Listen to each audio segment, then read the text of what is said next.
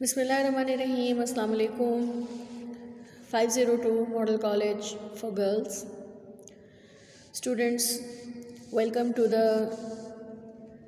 lecture number 6 of your online chemistry class. How are you? I hope you all are fine and in the best of your health and spirits, and I hope that you are taking your online classes regularly and seriously, and you're revising the syllabus thoroughly with me. So in your previous 5 lectures we started with the revision of unit number 1, that is about the fundamentals of chemistry. Then you solved assessments that were given to you about this chapter, and I hope you all have submitted them at the reception. Some of the students' assessments I have seen and some are still missing, so please complete your work and submit it. Then in your previous lecture, that is yesterday's lecture, we started with unit number 2, that is about the structure of atoms, and in this we studied about the Rutherford's atomic theory, Rutherford's model of an atom, and Bohr's model of an atom, and then we studied how to draw the Bohr model when atomic number and mass number is given to you.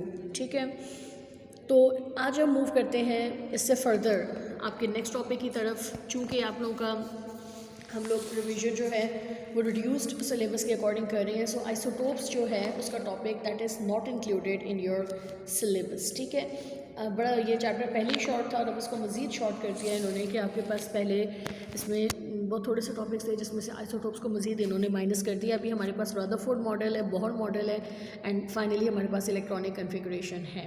ठीक है, तो so students, electronic configuration वैसे सब लोगों को draw करनी आती है। हमने ऑब्बा पैटर्न के अकॉर्डिंग इलेक्ट्रॉनिक कन्फिगरेशंस लिखी थी, लेकिन इलेक्ट्रॉनिक कन्फिगरेशन को समझने के लिए और स्टडी करने के लिए हमें पहले 2 कॉन्सेप्ट्स के बारे में बिल्कुल क्लियर हो जाना चाहिए। That is about the concept of shell and sub shell. So to understand electronic configuration first know about shells and sub shells. ठीक है, सबसे पहले व्हाट आर शेल्स। हम जैसे रदरफोर्ड का मॉडल पढ़ के आ रहे थे और फिर हमने उसके बाद बोहर के मॉडल के बारे में भी बात की, तो हमने कहा कि the circular path around the nucleus in which electrons revolve is known as shell. हमने ये भी कहा कि शेल को ऑर्बिट का नाम भी देते हैं, और चूँकि हर ऑर्बिट की, हर शेल की एक स्पेसिफिक एनर्जी होती है, तो हम उसको एनर्जी लेवल का नाम भी देते हैं। तो शेल्स वो सर्कुलर पाथ हैं न्यूक्लियस के गिर्द जिन पे इलेक्ट्रॉन्स रिवॉल्व करते हैं। According to Bohr's atomic theory, the electrons in an atom revolve around the nucleus in one of the circular path called shells और ऑर्बिट्स। ठीक है, and obviously these shells are also known as energy levels. Each shell is described by n value. हर shell की एक value होती है जो हर shell की अपनी, जिसको हम n से डिनोट करते हैं। n can have values 1, 2, 3 and so on. When n is equal to 1, it is K shell. सबसे पहला शेल जो न्यूक्लियस के सबसे करीब होता है, that is K shell, for which n is equal to 1. When n is equal to 2, it is L shell. ठीक है, सेकेंड शेल K के बाद। When n is equal to 3, it is M shell, यानी कि जो third shell आता है nucleus के बिल्कुल साथ, पहला शेल, फिर उसके बाद दूसरा, फिर उसके बाद तीसरा। और आपको इससे आगे भी हमने बात की थी कि when n is equal to 4, it is N shell, यानी वो चौथा शेल हो जाता है। इससे आगे भी मज़ीद होते हैं, लेकिन हम लोग मैक्सिमम M तक या N तक ही स्टडी करते हैं। As the value of N increases, यानी जैसे जैसे नंबर ऑफ शेल बढ़ता जाता है, the distance of electron from the nucleus and energy of the shell increases. ये वही 2 पॉइंट्स हैं जो हम लोगों ने पीछे भी बोहर में, रदरफोर्ड में बार बार पढ़े कि जैसे जैसे शेल न्यूक्लियस से दूर जाते जाएंगे द n वैल्यू इंक्रीज़ करेगी the distance of the shell from the nucleus will increase and obviously energy of the shell will increase. ठीक है, डिस्टेंस भी बढ़ता जाएगा और एनर्जी भी बढ़ती जाएगी. हमने कहा था ना, the further the electron from the nucleus the more energy it has. तो इलेक्ट्रॉन न्यूक्लियस से फर्दर तभी होगा जब शेल उसका दूर होगा. तो जैसे जैसे न्यूक्लियस से शेल दूर जाएगा उसकी एनर्जी बढ़ती जाएगी. So this is all about shells. According to Bohr atomic theory, the electrons in an atom revolve around the nucleus in one of the circular path called shells or orbits or energy levels. Each shell is described by n value. N can have several values, 1, 2, 3. When n is equal to 1, it is K shell. When n is equal to 2, it is L shell. When n is equal to 3, it is M shell. When n is equal to 4, it is N shell. As the value of n increases, the distance of the electron from the nucleus and energy of the shell increases. Now let us move towards subshells. जैसे कि नाम show कर रहा है कि shells जो हैं वो subshell के से ही आगे से कुछ बने हुए हैं, या subshell जो है वो shells से जो है वो छोटे हैं. A shell or energy level is subdivided into subshells और sub energy level. हमने कहा shells को हम energy levels भी कहते हैं. जो shells हैं तो जो शेल्स हैं they are further divided into the smaller energy levels. जैसे एनर्जी लेवल को डिवाइड करें तो सब एनर्जी लेवल्स. ठीक है, तो shells are divided into sub shells और sub energy levels. N value of a shell is placed before the symbol for a sub shell. जब हम सब शेल्स को लिखा करते हैं तो उससे पहले हम लोग उसका शेल नंबर लिखा करते हैं, यानी एन की वैल्यू लिखा करते हैं. For example, for K shell, जो आपका सबसे पहला शेल है के शेल, उसके लिए आपको पता है n is equal to 1. For K shell it has only one sub shell. K shell जो सबसे पहला शेल होता है उसके अंदर सिर्फ एक सब शेल आता है, आपको पता है, जिसको हम s से डिनोट करते हैं. वो इज़ रिप्रेजेंटेड बाय s. और जब हम s के साथ 1 लगा देते हैं तो हमें पता चल जाता है कि ये फर्स्ट शेल का सब शेल है. ठीक है, 1s. Now for L shell आपको पता है n is equal to 2. And L shell has 2 subshells, 1 2s and 2p. जब 2 subshells आ जाते हैं तो s and p, ठीक है, और 2 साथ लगा हुआ है तो ये बता रहा है कि इसका शेल कौन सा है. For m shell n is equal to 3, so m shell have 3 subshells. m shell में 3 subshells आ जाते हैं, s, p and d, लेकिन 3s, 3p, 3d. तो ये मतलब है कि n value is placed before the name of the subshell. For n shell has 4 subshells, 4s, 4p, 4d and 4f. ठीक है, अ शेल और energy level is sub divided into subshells और sub energy levels. n value of a shell is placed before the symbol for a subshell. For instance, for K shell n is equal to 1. For K shell it has only one subshell which are represented by 1s. For L shell n is equal to 2. L shell has 2 subshells. These are designated as 2s and 2p. For M shell n is equal to 3. So M shell have 3 subshells, 3s, 3p and 3d. For N shell has 4 subshells, 4s, 4p, 4d and 4f. Now, number of maximum electrons जो किसी subshell में आ सकते हैं. S subshell can accommodate maximum 2 electrons. P subshell can accommodate maximum 6 electrons. D subshell can accommodate maximum 10 electrons. F subshell can accommodate maximum 14 electrons. ठीक है, अगर K shell में सिर्फ S सब शेल आता है तो हम पहले पढ़ चुके हैं 2n² का फॉर्मूला यूज़ करके हम बता सकते हैं कि किसी भी शेल में मैक्सिमम कितने इलेक्ट्रॉन्स होते हैं. K शेल में 2 इलेक्ट्रॉन्स होते हैं और हमने कहा K शेल में एक ही सब शेल होता है 1s. इसका मतलब है 1s में मैक्सिमम 2 इलेक्ट्रॉन्स होते हैं, 1s2. L शेल में हमने कहा था मैक्सिमम 8 इलेक्ट्रॉन्स होते हैं और L शेल में 2 सब शेल्स होते हैं, 2s and 2p. S can accommodate maximum 2 electron, P can accommodate maximum 6 electron. इसका मतलब है total L can accommodate maximum 8 electrons. 2s में आ जाएंगे, 6p में आ जाएंगे। M शेल में हमने कहा कि 3 सब शेल्स होते हैं, 3s, 3p, 3d। S can accommodate 2 electrons, p can accommodate 6 electrons and t can accommodate 10 electrons. Total हो गए 18, तो M shell can accommodate maximum 18 electrons. 2n² formula से आप फाइंड भी कर सकते हैं where n is the number of shell. N shell हमारा 4th शेल, इसके अंदर 4 सब शेल्स आते हैं, 4s, 4p, 4d and 4f। S shell में 2 इलेक्ट्रॉन्स, p में 6, d में 10 एंड f में 14। टोटल बन जाता है 32। N shell can accommodate 32 electrons. ठीक है, इसी का मतलब हुआ कि शेल जो है वो सब शेल पे डिवाइड होते हैं, तो जो शेल में टोटल इलेक्ट्रॉन्स होते हैं वो आगे से उसके सब शेल्स में डिस्ट्रीब्यूट हुए हुए होते हैं। नाउ ये तो हमारी इलेक्ट्रॉन्स की डिवीजन की बात हो गई। अब हम थोड़ा सा एनर्जी पे बात करते हैं। The increasing order of energy of the sub shells belonging to different shells is given below. अब ऑर्डर ऑफ एनर्जी जो हम सब शेल्स का देखते हैं वो क्या होता है, 1s less than 2s less than 2p less than 3s less than 3p less than 4s less than 3d। ये आपको याद होगा, जो हमने यहाँ पे ये सीक्वेंस देख रहे हैं, हमने ऑफ पॉप पैटर्न ड्रॉ किया था। उस पैटर्न के अकॉर्डिंग हमने सब शेल्स को अरेंज किया था और उस अरेंजमेंट में हमने कहा था कि 1s जो है वो 2s से कम होगा, 2s जो है वो 2p से कम होगा एनर्जी में। ठीक है, इसका मतलब है कि जैसे जैसे शेल्स इंक्रीज़ कर रहे हैं या सब शेल्स में हम आगे जाते जा रहे हैं, एनर्जी जो है वो इंक्रीज़ करती जा रही है। लेकिन ये पैटर्न लिखने के लिए first you have to draw the Aufbau pattern. Aufbau principle आपको याद होगा, we can fill the electron present in various elements by using Aufbau principal.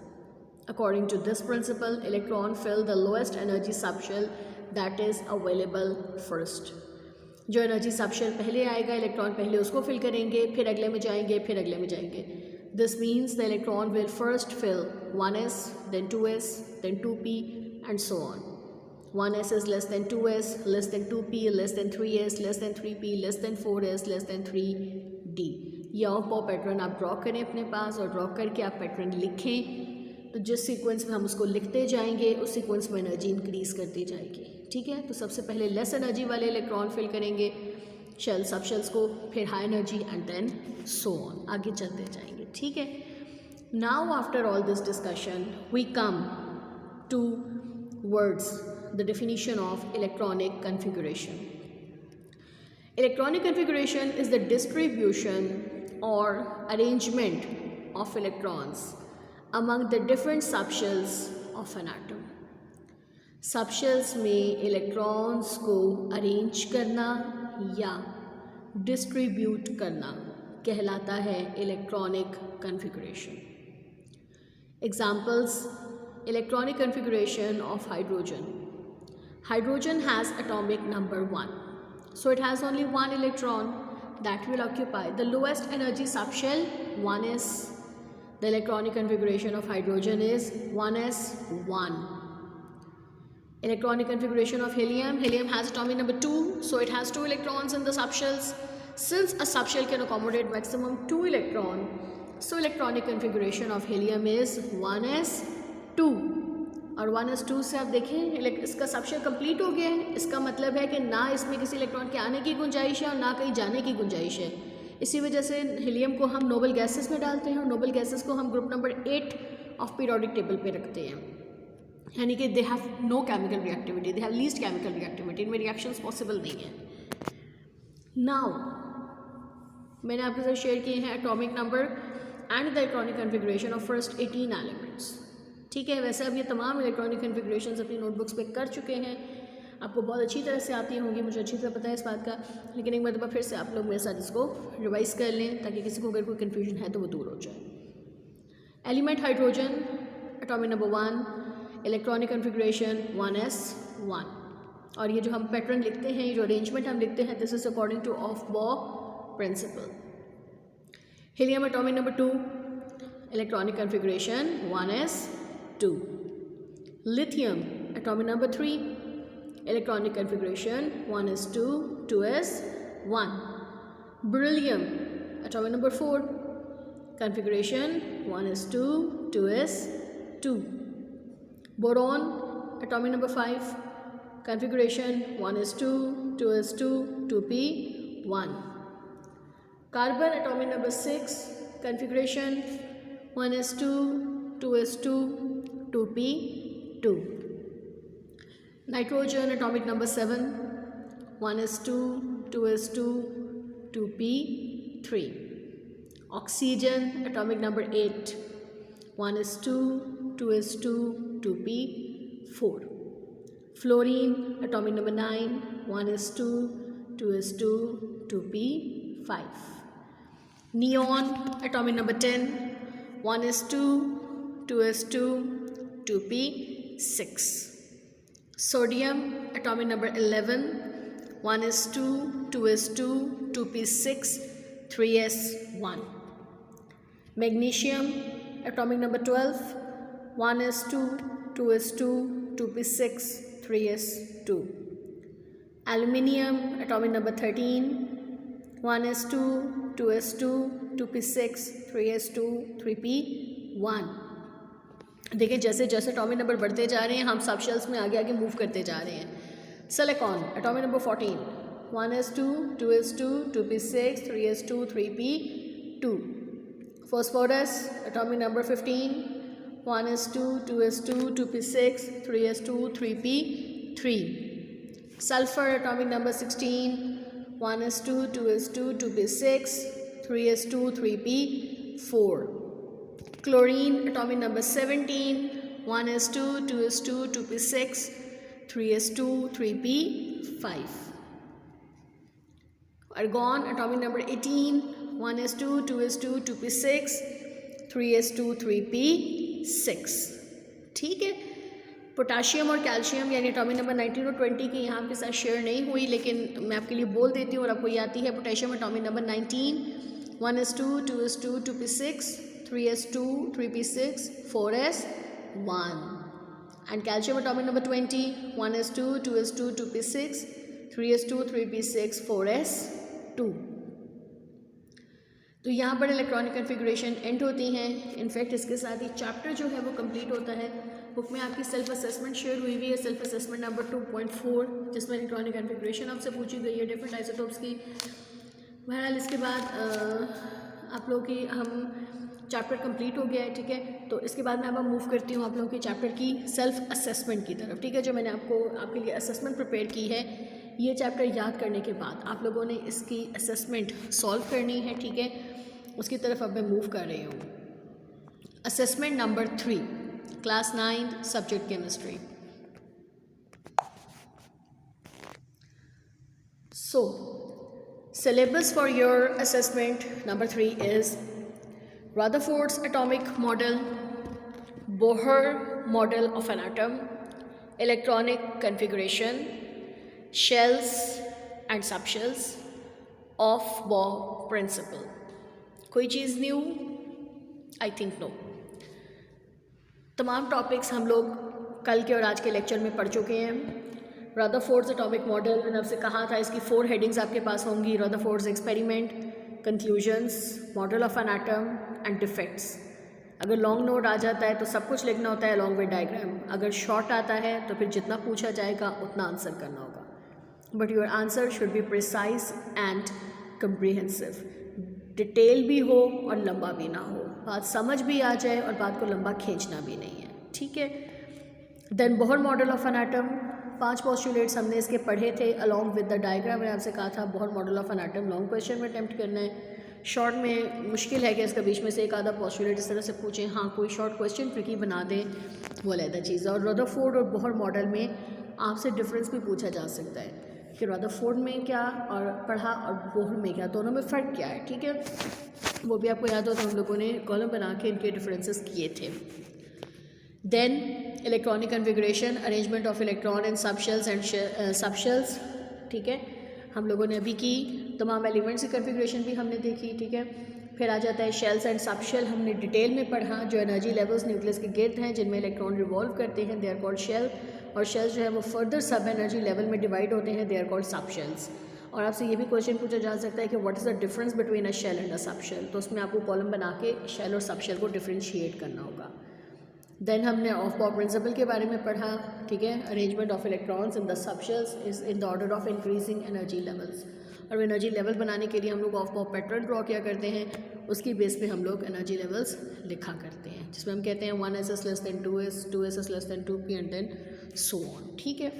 ये आपका सिलेबस है इस असेसमेंट का। Now some instructions to do the assessment. Assessment की instructions को प्लीज़ ध्यान से फॉलो करना है आपने। Read the question paper very carefully, do assessment on narrow line clues sheets, write your name, class, subject and roll number on the top of the paper. Draw margin lines with the blue marker. Write question with the blue marker and answer with the blue pointer. Solve all the questions given in the question paper. There is no choice, you have to do all the questions. Write question number and questions part. Maintain neat work and complete your assessment and submit it on Monday. मेरा नहीं ख्याल students की कोई बहुत लंबी assessment हम आपको देते हैं, विद इन आपके टाइम कंप्लीट होने वाली ही देते हैं। आप लोग हम MCQs के आंसर्स लिख देते हैं, you don't write the questions. This is not the way to do your paper. Please पूरा MCQ पेपर पे किया करें और उसकी हर ऑप्शन जो है वो लिख के करेक्ट ऑप्शन के गिर्द सर्कल लगाया करें। ये आपकी ऐसी प्रैक्टिस है जो आपके अपने लिए भी हेल्पफुल होगी, ठीक है। आप लोग अभी पेपर तो नहीं ना कर रहे, you are in the revision phase, you are in the preparation phase. और प्रिपरेशन फेज में आप एक चीज़ को जितनी भी बार लिखते हैं, जितनी भी बार करते हैं, वो आपके माइंड में उतनी पक्की होती जाएगी। So let's come towards the question number 1, encircle the correct option in each case. 5 marks के ये आपके 5 पार्ट्स होंगे, ठीक है। Number 1, the number of neutrons in element M24 is, आपको बताना है कि कितने न्यूट्रॉन्स हैं M24 में। Its valence shell electronic configuration is 3s1, ठीक है, वैलेंस शेल कन्फिग्रेशन बता दी गई है। A 24, B 13, C 35 and D 20। Number 2, the number of subshells in second shell are 3, 2, 1, 4। Number 3, which of the following orbital has lower energy?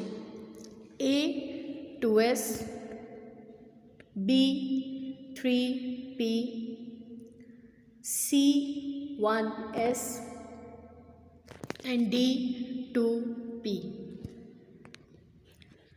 Encircle the correct option in each case. Number 4, an element has 13 protons and 14 neutrons. Its atomic number is A 13, B 7, C 27 and D 40. Number 5, L shell has maximum of A 2 electrons, B 8 electrons, C 18 electrons and D 32 electrons. Next question is, answer the following short questions. Number 1, what were the conclusions drawn by Rutherford on the basis of his experiments? Short में जितना पूछा जाए उतना answer करना है। Number 2, write down the electronic configuration of silicon, phosphorus, nitrogen. मैंने आपको जानबूझ के इसके एटॉमिक नंबर, मैथ नंबर नहीं दिए हैं। Girls, I want you all to find their atomic number and mass number. वैसे भी आपको याद होगा 8th क्लास में आपसे कहना लगी थी कि आप लोगों को एटॉमिक नंबर और मैथ नंबर जो है वो साथ साथ याद करने हैं। ग्रुप पीरियोडिक टेबल के फर्स्ट 20 एलिमेंट्स के एटॉमिक नंबर, मैथ नंबर आपको आने चाहिए। Number 3, draw Bohr model for the following indicating the number of electron, proton and neutrons. Number 1, nitrogen, number 2, calcium and number 3, helium. इनके आपने Bohr models बनाने हैं और बताने हैं कि इसमें कितने इलेक्ट्रॉन, प्रोटॉन और न्यूट्रॉन्स जो है वो मौजूद हैं। Number 4, the atomic symbol of potassium is K. Atomic number इसका 19 है और मास नंबर इसका 39 है। What information you get from it, यानी इतनी इन्फॉर्मेशन अगर आपको दे दें तो मज़ीद आप क्या क्या इन्फॉर्मेशन इसके बारे में दे सकते हैं। Number 5, differentiate between shells and subshells. Then comes the long question, give detailed answer of the following, write a detailed note on Bohr atomic model and draw its diagram also। ये आपका long question है, ये आपका question बनेगा girls तकरीबन अब ये समझ लें कि आपके अगर 5 शॉर्ट क्वेश्चंस हैं तो 5 2 ज़ा 10, ठीक है, और 5 मार्क्स की आपकी हो जाएगी MCQs और 5 मार्क्स का आपका है लॉन्ग क्वेश्चन, ठीक है। तो आपको डिटेल नोट लिखना है बोहर एटॉमिक मॉडल पे। मैंने कोशिश की है कि मैं आपके असेसमेंट इस तरह से बनाऊं कि आपका कंप्लीट चैप्टर इसमें कवर हो जाए और आपको कोई ऐसी चीज़ ना हो जो बाद में कभी क्वेश्चन आपके पास आए तो आप कहें कि ये हमें फर्स्ट टाइम ये क्वेश्चन नज़र आया, ठीक है। This is the best way for your preparation and revision of your exams. Take it as your test series कि हर वीक आप जो पढ़ते हैं उसके साथ ही हम आपकी उससे असेसमेंट ले लेते हैं, ठीक है। If you are honest with yourself, if you are honest with your parents, तो आपको ये चीज़ें ध्यान से देखनी, सुननी, याद करनी चाहिए और अपना पेपर अटैम्प्ट करना चाहिए, ठीक है। नेक्स्ट वीक तक के लिए इंशाल्लाह हम लोग नेक्स्ट चैप्टर शुरू करेंगे, चैप्टर नंबर 3। तब तक के लिए अपना ख्याल रखिएगा। अल्लाह हाफ़िज़।